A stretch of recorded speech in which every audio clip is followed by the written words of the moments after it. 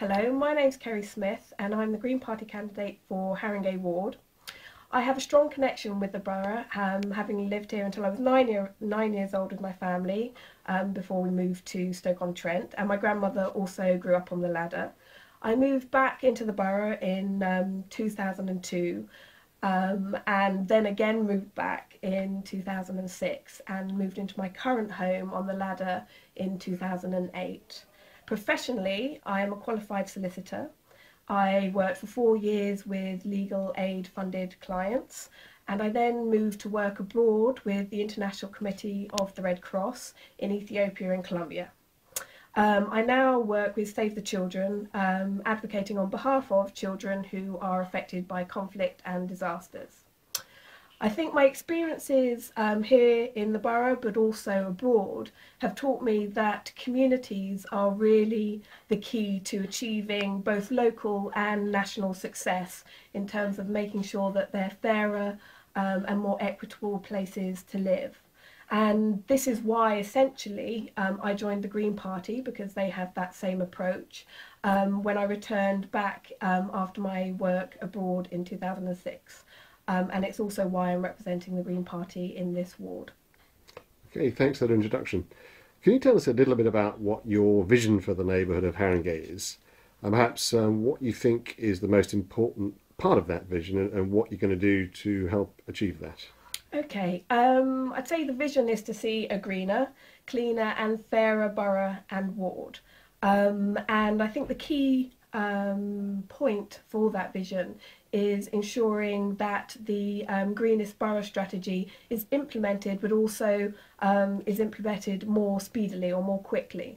What I think that implementing that particular strategy would bring in terms of momentum would be a action on dumping and littering, for example, traffic calming and improving the environment for pedestrians and cyclists.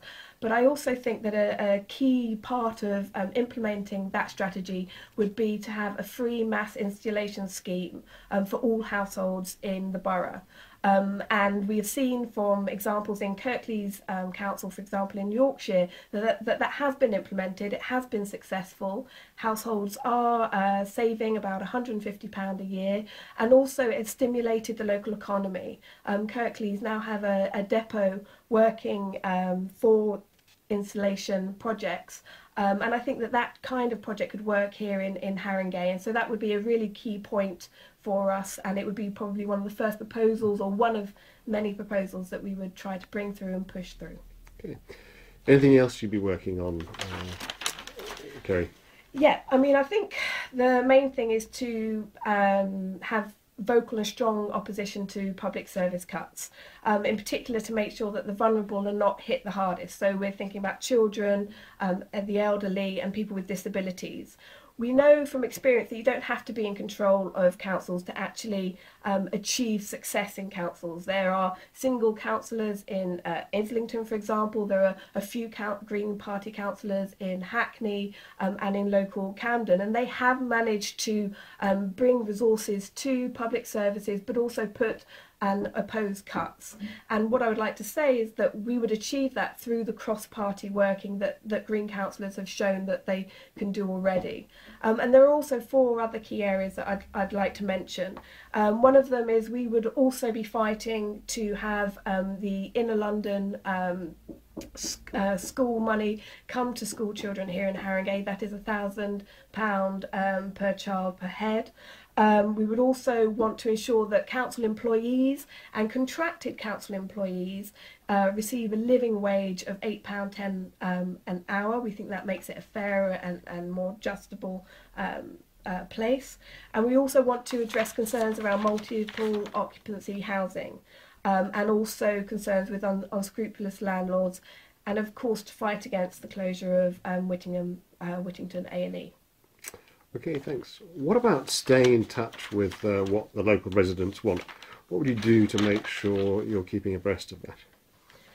I think there are a number of ways to stay in touch, and what I would like to do is try and experiment and try and figure out which ways are the best ways to stay in touch. I think it would be important as a councillor for this ward to make sure that I both hear and understand what residents are saying, as well as kind of feedback and help them also take action and take steps to achieve solutions to either individual problems or group problems. So commitments that I would make are to hold 2 surgeries a month. One of those would be in a fixed place, and one either mobile, or to use different kind of innovations such as street surgeries to really try and reach out to different residents. Obviously using discussion forums like Harringay Online and other sites would be a key aspect, but also to be available in terms of letters, email, telephone. I currently work full-time, but I will commit, if I am elected as a councillor, to go down to part-time work so that I can fulfil those obligations.